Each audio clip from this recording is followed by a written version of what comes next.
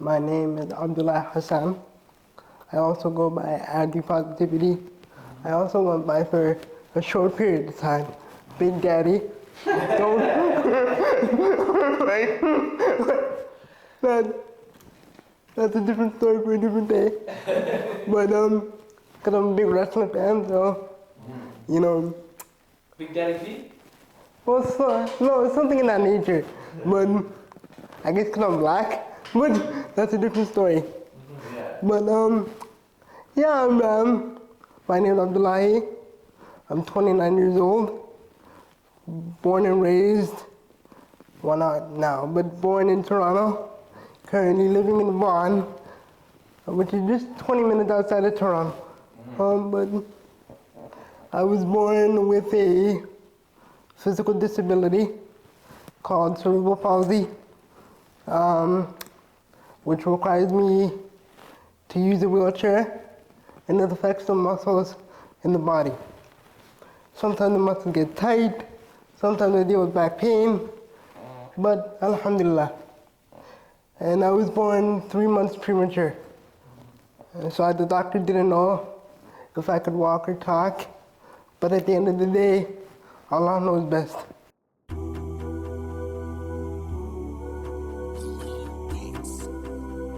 Going to school, things like that. Like, what were some of your experiences as a young child? So this is funny, but growing up with a disability as a child, it was just normal to me. Like, it was just normal, like, go to school, go home, you know, and do it all over again. I think it didn't really affect me mentally as much as I was younger because your brain is still developing. But as you get older, you start to hormones, you want to explore different things, and you know, you struggle with things. So the disability effect didn't get more, I didn't really pay attention more to the disability until I got older. After high school, 18, 19 years old, because I wanted to be more independent. And you know, at that age, we all think we're, you know, we're old enough and we have no people advising us. But I would say when I was 18, 19, I was a little more confused because I would listen more to the people than myself. Like, living with a disability is not easy, but you know, it has its peaks and valleys. But alhamdulillah, with this disability, I was able to finish college, which I never thought I'd do. I was able to write a book, available now. And Tell them the name. Speaking My Truth, book is available now. Link in my Instagram bio, etc.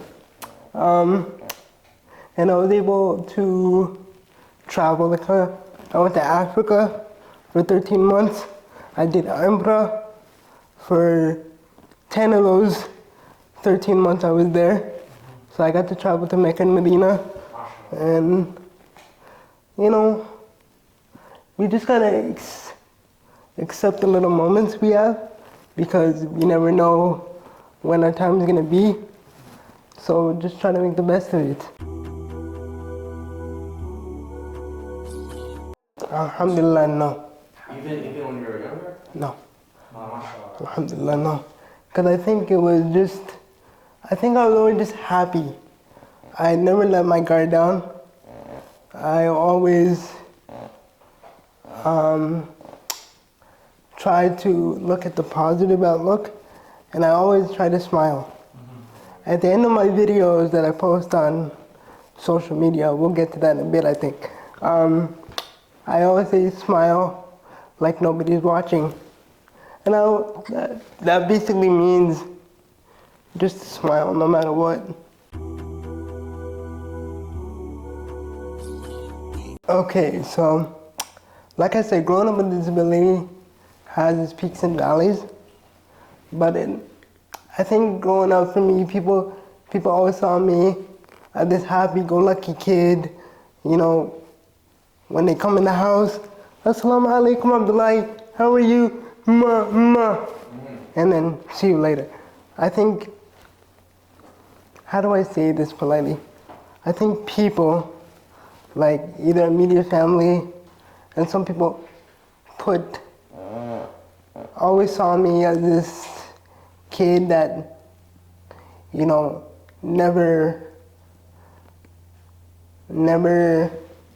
really had, I think they were shocked.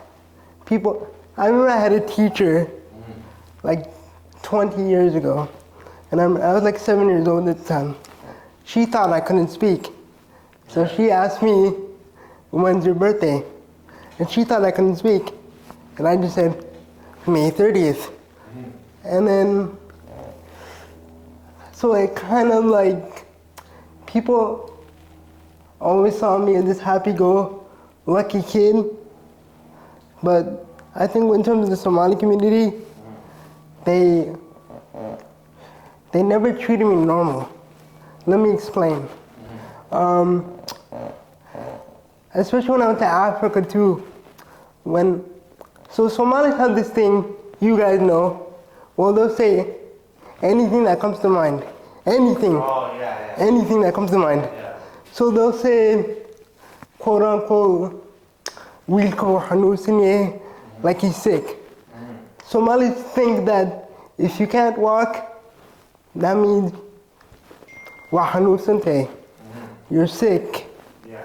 And I didn't get that much here, but when I was in Africa, got that a lot. Yeah. And I remember, because there's a lot of Masakin people there. Yeah. So in wheelchairs, so some people would assume me as like one of those people that are asking for money, like in a Tucson, like asking them, but I'm not. Like I'm just here to pray, do my thing. I'm not here to ask for money. And I think it didn't really affect me when I was getting younger, but as I was getting older, I think disability affected me mentally.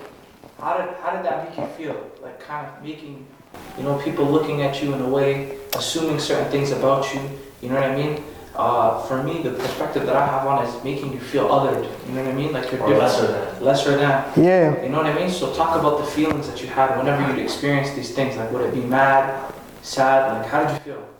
It'd be a mix of emotions. I remember at one time I was so pissed, because every time I went to the masajid, then everyone would see, like, give me money. I'm like, I'm just here to pray. I'm not here to beg for money. Like, I'm here to worship Allah. I'm not here to beg for money.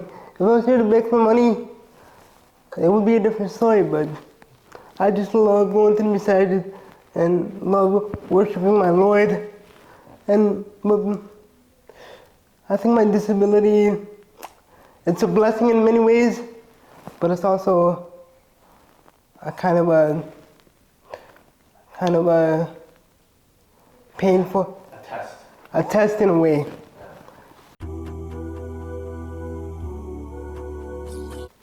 The hardest lesson I learned as a person with a disability? Yeah, alright, going through like that. Just be,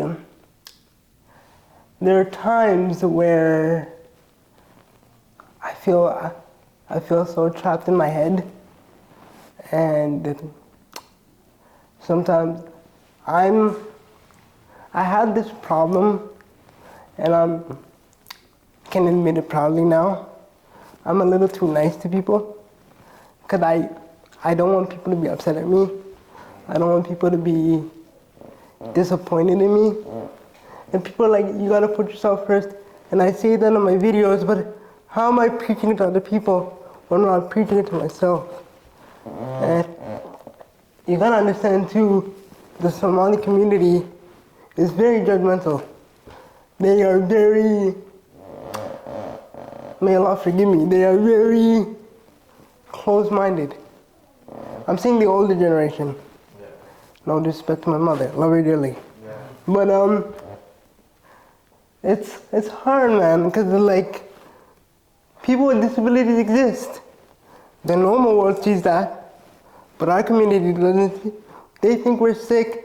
They think we're have nothing to offer the world, and we have more than enough to offer to the world. But people need to see that.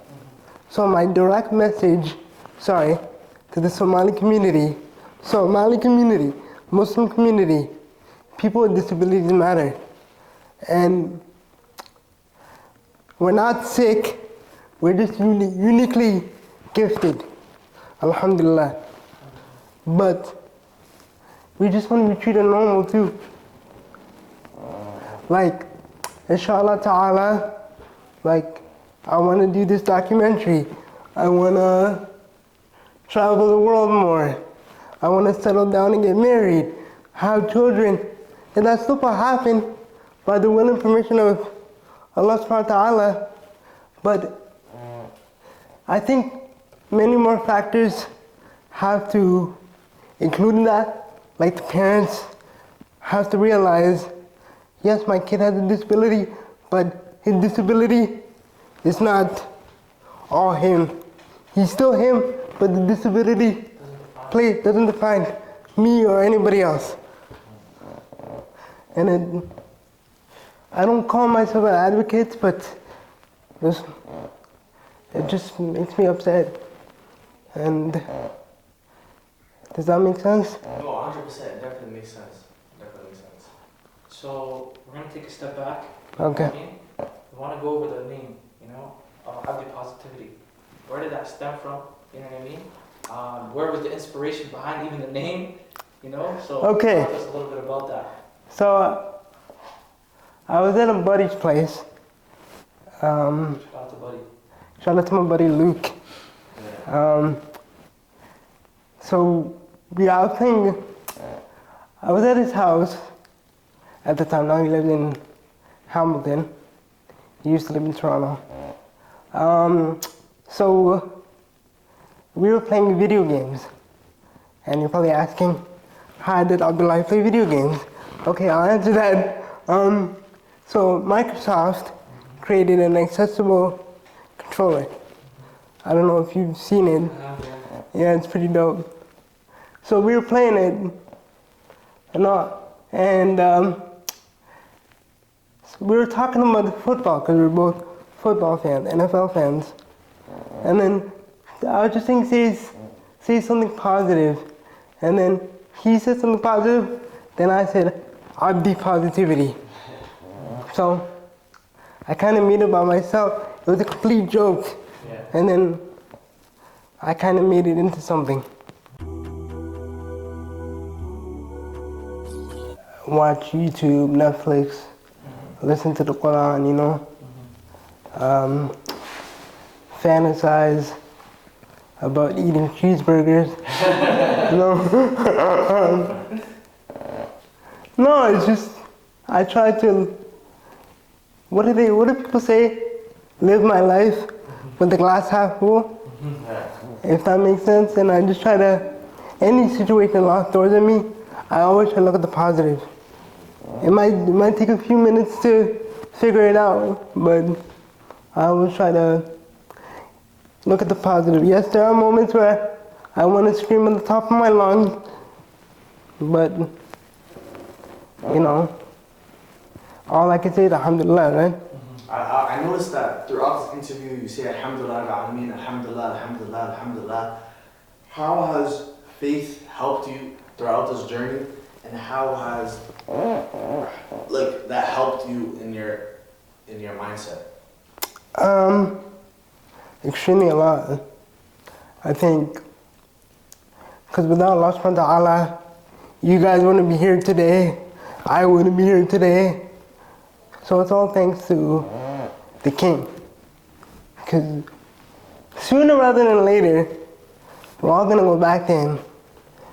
And I pray for a long and healthy life for all three of us, and even in Jannah.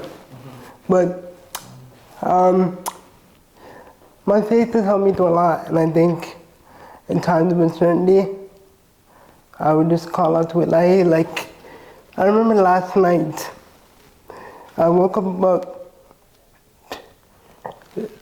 3 o'clock in the morning and prayed tahajjud, because today, even though it's one of the best days, recording this and then later on tonight, I am so nervous because it's like everything, all the videos I've done, everything I've done has led to today. And I remember just calling out to Allah, like, whatever good comes out of this day may go far beyond my expectations. Something in that nature. And like I said, man, like, it's not easy, but you just gotta trust Allah, believe in myself, believe in Allah, and the rest is history, I guess. I feel like I'm a burden to a lot of people. Let me explain though. I feel like I'm a burden to a lot of people. I think, I don't like asking them for a lot of things, whether it's my mom or and that's no knock on them. Love them dearly, but it's like sometimes when they're overtired, or I have to take a piss or turn to my side. Some of them are half tired, and I don't want to bother them, because if they're angry, and it's not their fault, my body gets tight, frustrated, because it's all my energy, right? So, and that's not, again, no knock on them, it's just, I feel like I'm a burden to people. And, I know inshallah one day I'm going to walk. But the burdenness kind of killed me inside, because like I shouldn't be thinking that way, but in my case, it's hard not to. Does that make sense? 100%. But I don't feel like you should be feeling that way. A lot of situations, people do things for the sake of love. You know what I mean?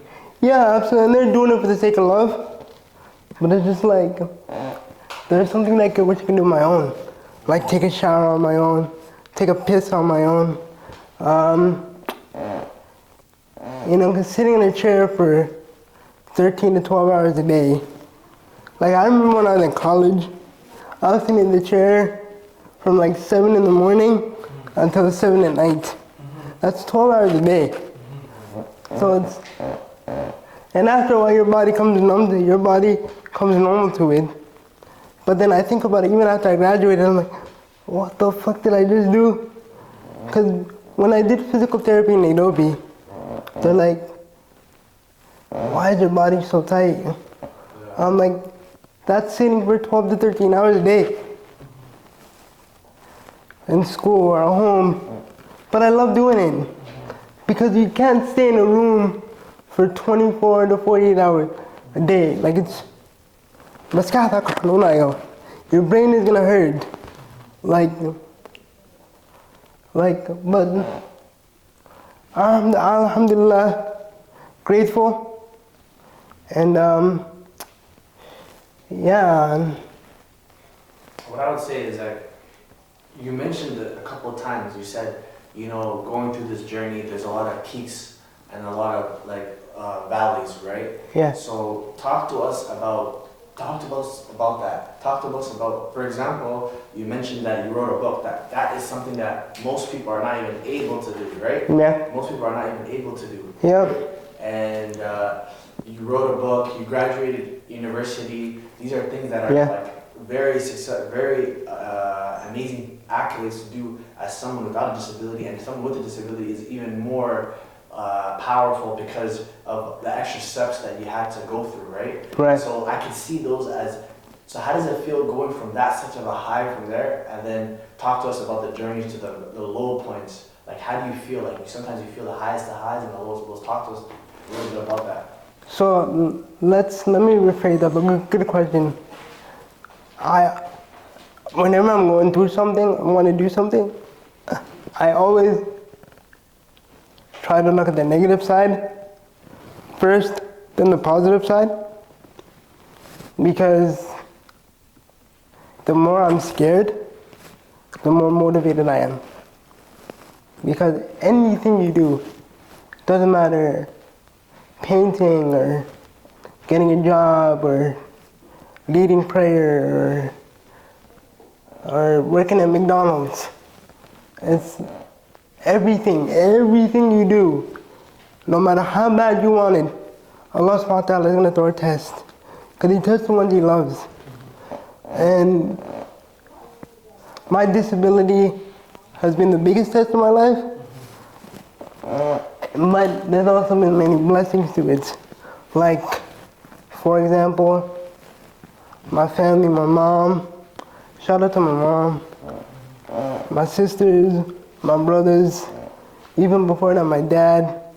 May Allah subhanahu wa ta'ala have mercy on him and grant him Jannah. Like, that was my guy. Let me just take 2 minutes and talk about Pops.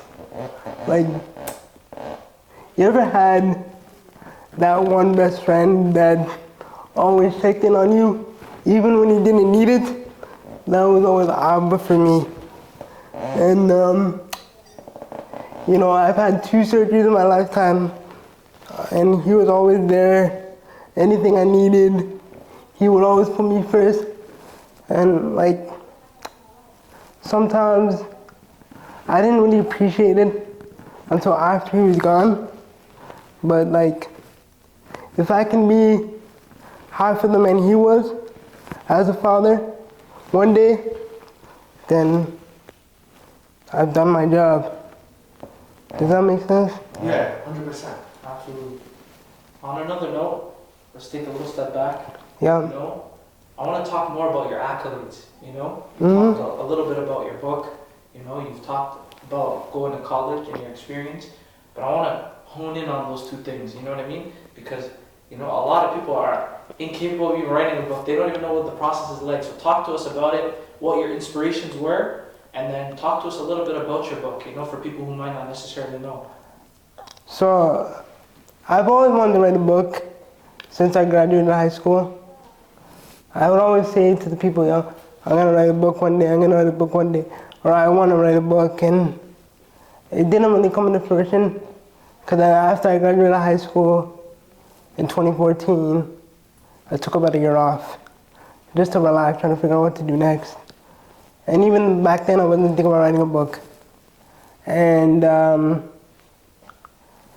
so when the pandemic hit, and then I got a new computer with the systems I needed, which was a program called Dragon Naturally Speaking, which I used in high school and elementary, which is a voice activation, a program where I use my voice and it dictates whatever I say onto the screen.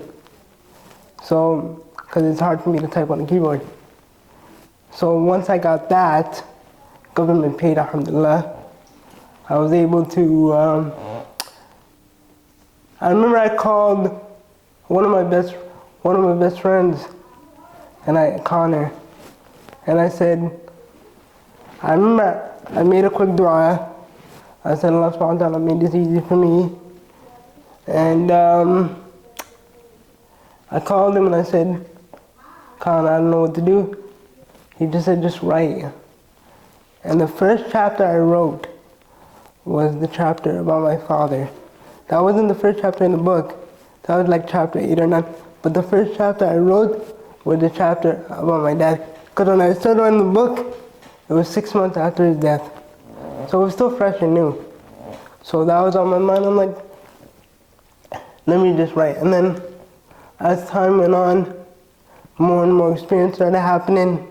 And then I wrote about more things. Like I wrote about falling in love with a girl. And it's so, I never thought I'd write about that, but I did. And and talking about living with a disability and my time in college. So writing a book was fun, but it's and once I sent in the final version, I'm like, everything is up to Allah subhanahu wa ta'ala. And ironically, when the book came out, it was a Friday. And you know, between when Asr comes around, there's a special time period where you make dua, and every dua you make is accepted. So I remember my publishing lady called me. She's like, everything is done. Why don't you release the book? Because the ultimate goal was to release the book in 2023. And that's what I told people. But once I made the announcement, it blew up on social media. It's like, why didn't you just release it now? And then I released it, made a quick dua, and came out Friday, October 25th, I believe, was for sale. And then the Tuesday, it made the bestsellers list. Wow.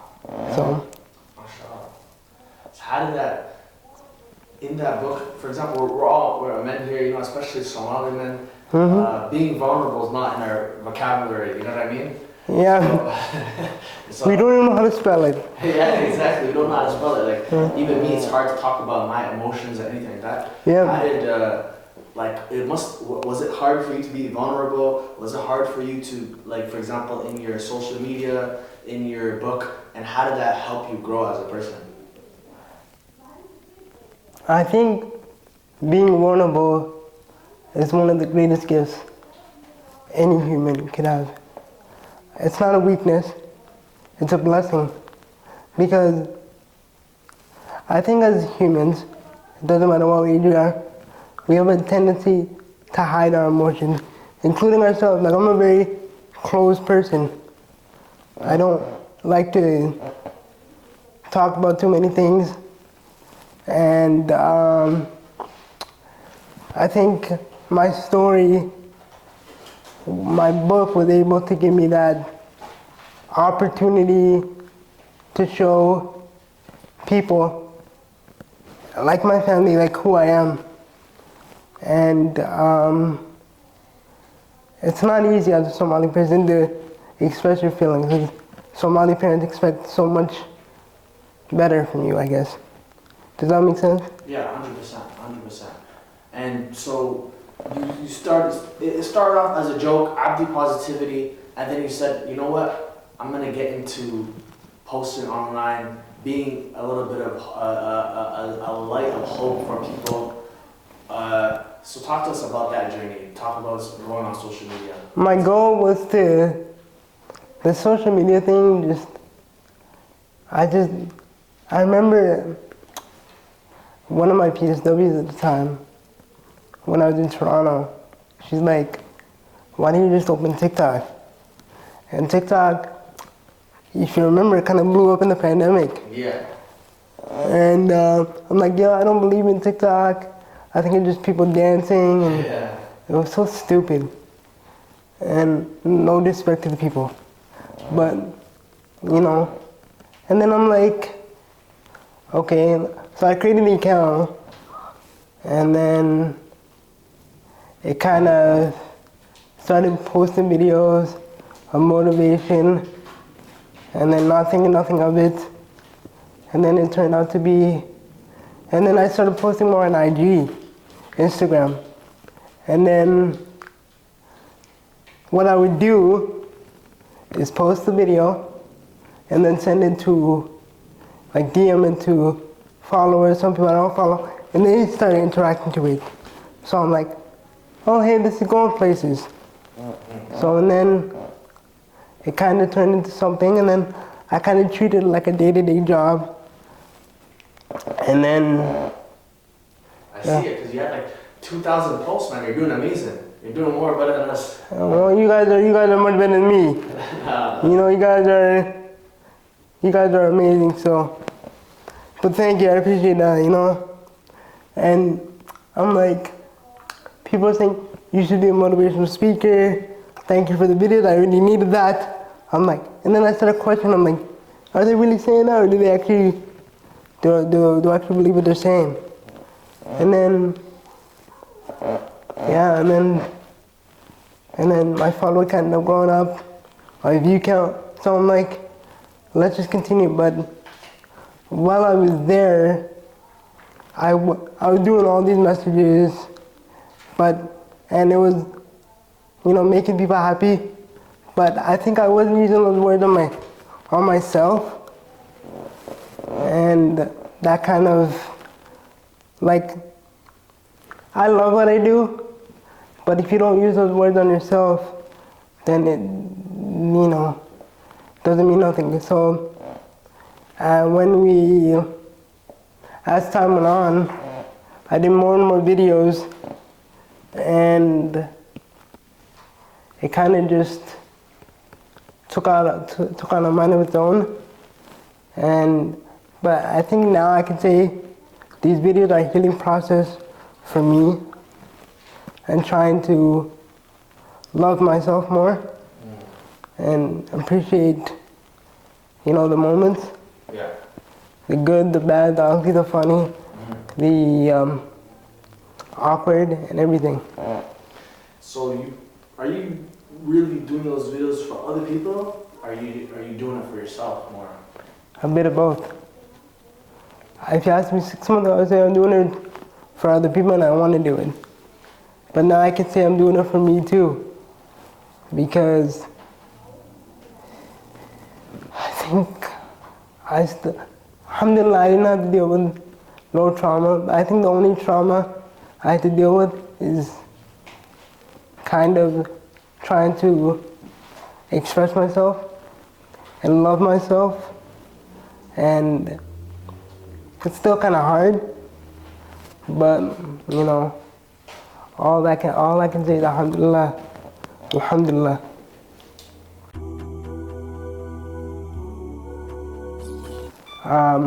My dream is to sell out Madison Square Garden, and get into like more writing, film, and just continue to tell my story. Travel the country, travel the world, and obviously Allah knows what's best for us. But if I had a plan, I would do that, settle down, find someone, buy my mother a house. Don't tell her. But I really want to buy her house, and just be okay with anything that comes my way. 100%. We live our life a quarter mile at a time, and I think a lot of people expect something of us, but at the end of the day, we just gotta appreciate the little moments and make the best of it. Inshallah, you're gonna get all those things, man. One of the last questions we have is, Matt, you've talked a lot of the stuff that you're talking is very beneficial and very insightful for people who don't necessarily know your story. Yep. But imagine there's somebody out there, having the same sort of struggles and is going through a low time right now. I know you said, I'm not trying to really do that motivational speaker stuff, but I do it very indirect. yeah, so could you possibly give a word of advice to someone going through maybe the same struggles that you have gone through, or you're continuing to go through? What is it, some sort of word of wisdom or word of encouragement towards somebody that's going through the same? Okay, so this might be a little over 2 minutes, so bear with me. All good. And I hope this makes the cut. It will. This goes to everyone. We don't try to be something you're not. Always be yourself. Everybody's gonna go through some kind of test. And we can bitch about it, we can complain about it, but all we can say, it's a gift. Because at the end of the day, we're growing our foundation, right? The foundation of life. Every day we're growing, we're learning something new about ourselves and the people around us. And we're all telling a story. So to my message to the people is, don't give up on yourself. And don't give up on yourself, and no matter what life throws at you, just say Alhamdulillah and just be grateful for the little moments. If you need to cry, go ahead and cry. If you need to laugh, go ahead and laugh. If you need to order food on Uber Eats, that's a weird analogy, but if you need to do that, go ahead and do it. You know, you only have one life to live, so make the best of it, be grateful, and do it with a smile. And life is not supposed to be perfect. We're learning, but I think the greatest gift we all can learn is just be patient and be happy with everything you got. You know, you say, I'm blessed, but like, someone might say, okay, man, he's unable to walk, he's unable to do a lot of basic things.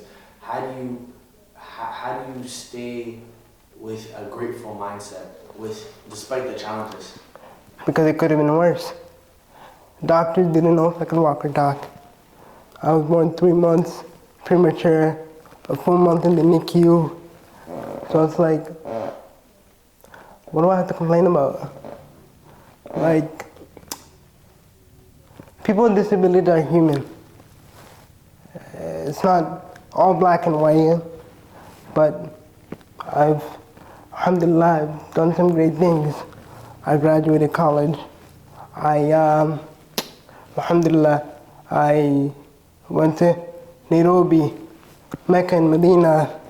I'm working on a documentary. I just want to live my life the best I can, you know, for the sake of Allah subhanahu wa ta'ala, and just to try to make this world a better place. That's a good point. So how do you want to be remembered once it's all said and done? How do you want to be remembered after you pass away?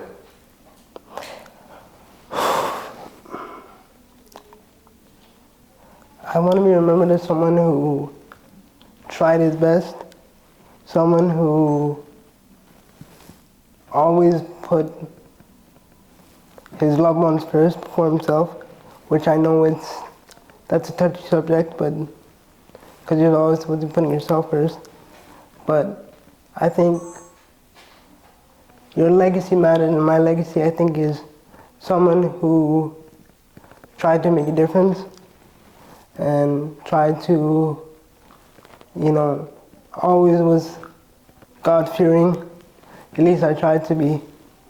And someone who just tries to deliver the best he can. Yes, I deal with physical pain. Yes, I deal with emotional pain from time to time. But that's a part of the journey. And if from all those, I think legacies are not predetermined, but everything, obviously, as Muslim, we know, everything is written. But I think the legacy part is how we live our life and how we, you know, as Muslims or as humans, and because as Muslims we obey Allah, we obey Allah. We don't obey no human. So if we just make Allah happy and make ourselves happy, then we're golden. So my message to the people,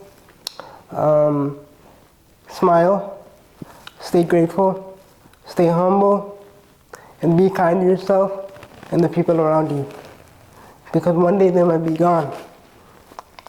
So cherish every moment, like a Game 7. And live every day like it's your last, because you may never know when it's going to end.